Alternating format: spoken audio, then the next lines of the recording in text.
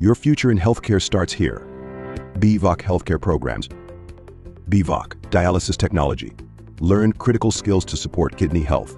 BVOC, Radiology and Imaging Technology. Master the technology that reveals the unseen. BVOC, Medical Laboratory Technology. Explore the lab work that informs every diagnosis. BVOC, Nutrition and Dietetics. Learn to guide healthier choices and support wellness. Step into a rewarding career with hands-on training and industry insights. Empire College of Science. Muadal, Kudapuram, Malappuram. Allahu Akbar, Allahu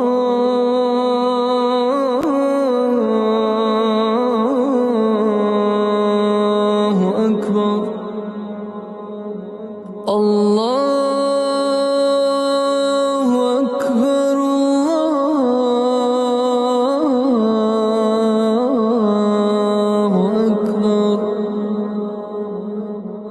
Ashhadu an la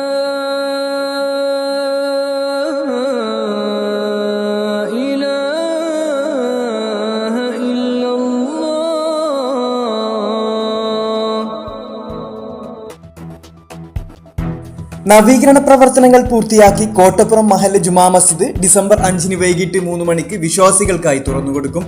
Panakkad Sayyid Sadiq Ali Shihab തങ്ങളാണ് ഉദ്ഘാടന കർമ്മം നിർവഹിക്കുന്നത്.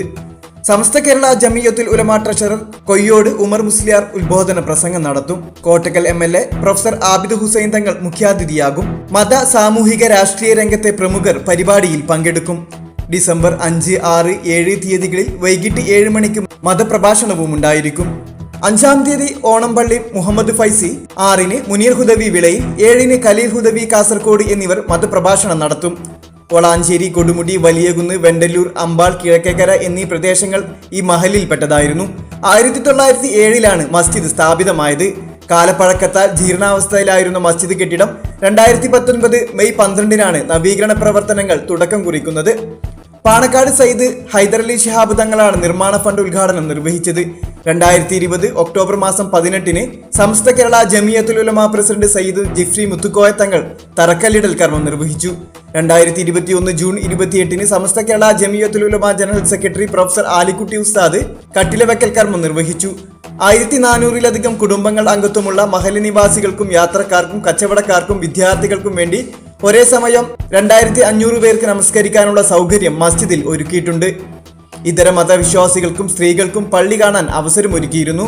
2024 December 5-ന് നടക്കുന്ന ഉദ്ഘാടനത്തിനും തുടർന്ന് 3 ദിവസങ്ങളിൽ നടക്കുന്ന മതപ്രഭാഷണങ്ങൾക്കും എല്ലാത്തിനും പങ്കെടുക്കണമെന്ന് കോട്ടപ്പുറം മഹല്ല് കമ്മിറ്റി ഭാരവാഹികൾ വാർത്താ സമ്മേളനത്തിൽ അഭ്യർത്ഥിച്ചു.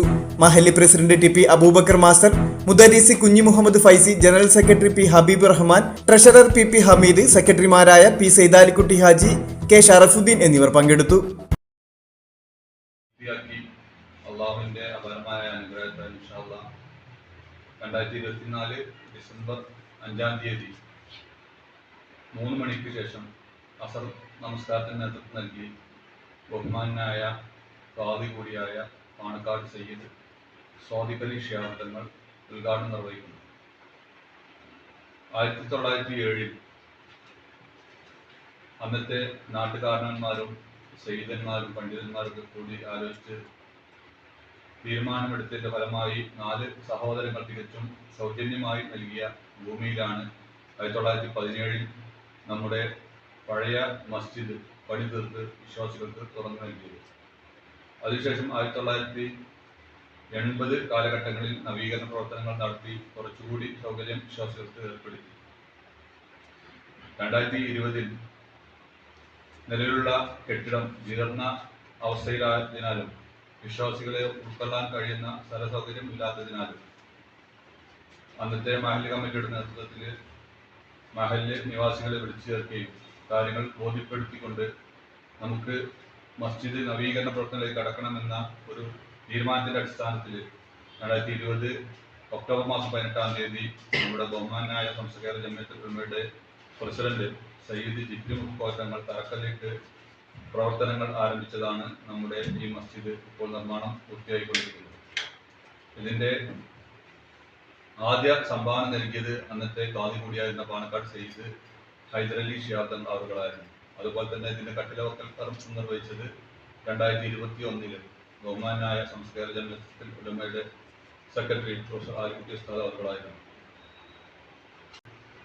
നമ്മുടെ മഹലിലെയും സമീപ പ്രദേശങ്ങളിലെ മഹലുകളിലെയും എല്ലാ സമുദായ സഹോദരിമാർക്കും പള്ളി കാണുന്നുള്ള അവസരം മഹല്ല് കമ്മിറ്റിയുടെ നേതൃത്വത്തിൽ പ്രത്യേകിച്ച് വനിതാ വളണ്ടിയർമാർ 75ഓളം വളണ്ടിയർമാരുടെ നേതൃത്വത്തിൽ മഹല്ല് കമ്മിറ്റി ഒരുക്കിയിട്ടുണ്ട്.